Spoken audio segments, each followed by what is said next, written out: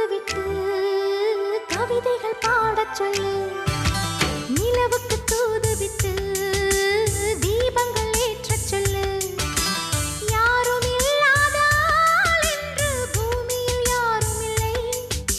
கிழக்கு வெளுக்காத நாள் என்று இதுவரை வந்ததில்லை.